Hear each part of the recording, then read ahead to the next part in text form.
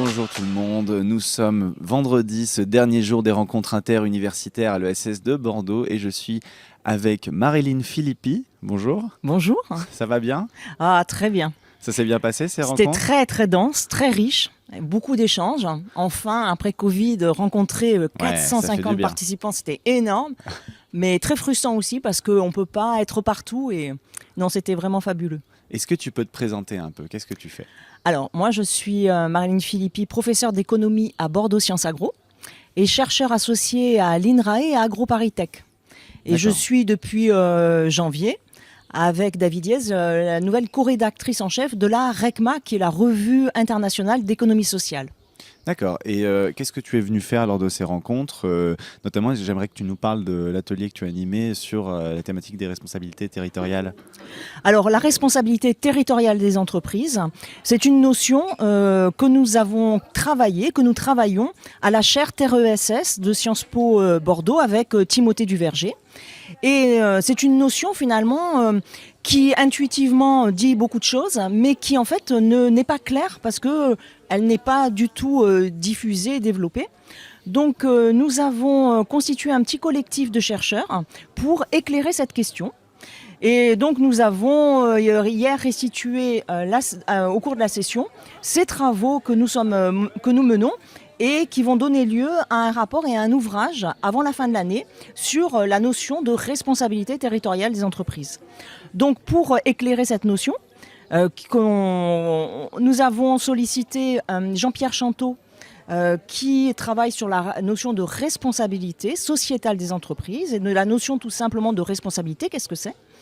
Nous avons aussi sollicité Nadine Richet-Batteste et Xavier Ixiana pour regarder la problématique de l'ESS et du territoire.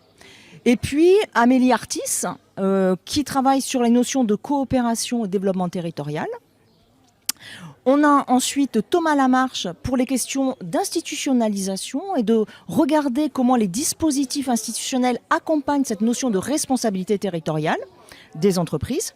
Et enfin, Yannick Blanc et Alexis Taïbek, eux, travaillent sur les notions de création de valeur et d'évaluation. Donc ce dispositif, c'est un petit collectif de chercheurs. Et on a parallèlement développé des ateliers avec les acteurs pour voir comment eux, ils percevaient cette notion de responsabilité territoriale et comment ils s'inscrivaient dans ce mouvement, dans ce processus. Alors, très bien, ça fait pas mal de monde du coup. Est-ce que tu as un exemple à nous donner d'un travail que tu as fait en partenariat avec une entreprise? Qu'est-ce que ça a donné? Comment vous travaillez avec ces gens-là? Comment vous les mettez là-dedans dans cette question de la responsabilité? Alors, ce qui est nouveau, je dirais, la responsabilité territoriale des entreprises, en fait, ce qu'elle apporte de différent, je dirais, c'est qu'elle s'inscrit dans un changement de logique où on passe finalement de l'individuel au collectif.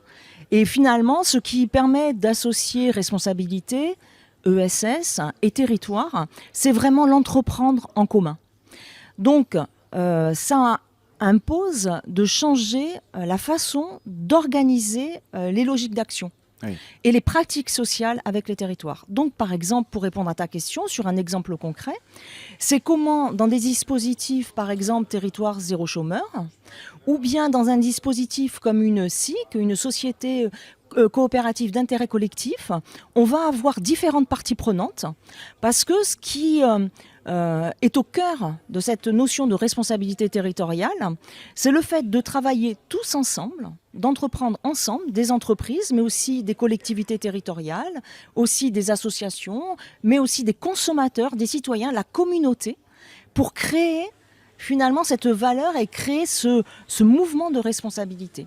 Et donc ça nécessite de trouver des guides pour l'action, de partager les expérimentations, les innovations, et puis également de voir comment on peut progresser, comment on peut structurer. On est ancré sur un territoire, mais cette notion d'ancrage territorial, elle est à la base, mais elle ne suffit pas. On a différentes notions d'ancrage. Comment on construit et comment, quand on est en responsabilité territoriale, finalement, cet ancrage, il participe au rayonnement, je dirais, du territoire dans sa différente dimension, qu'elle soit sociale, sociétales, environnementales, économiques, très important, mais ça peut être aussi les dimensions culturelles, d'éducation. Tu parlais du coup de ce côté collectif contre l'individualité. Est-ce que tu t'es retrouvé confronté à des problématiques, toi et puis les autres équipes avec qui tu travailles, où tu t'es rendu compte que c'était des fois compliqué de faire comprendre qu'il fallait travailler ensemble, qu'il fallait avancer de cette manière?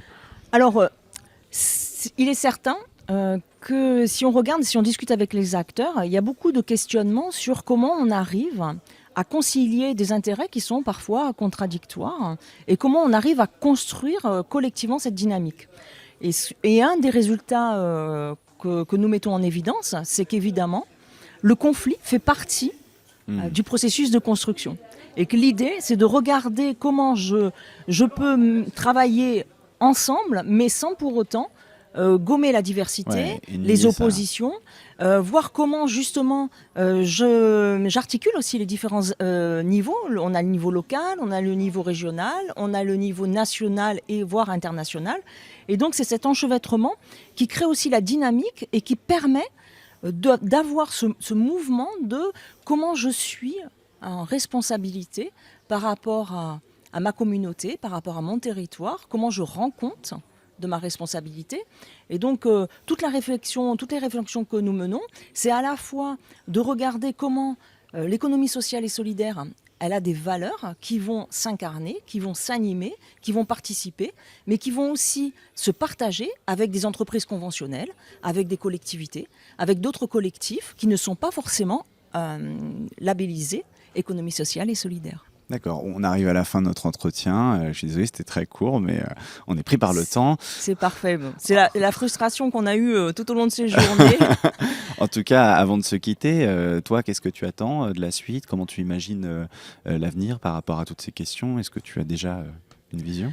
Par rapport au travail que nous menons, le travail de recherche au niveau de la chaire Terre ESS de Sciences Po Bordeaux avec Timothée Duverger, je pense que ce qui est important, ce qui nous tient à cœur, c'est de pouvoir continuer à développer ces recherches pour améliorer la compréhension des processus, pouvoir développer des guides pour l'action et d'aider les acteurs sur le terrain à pouvoir créer un agir ensemble.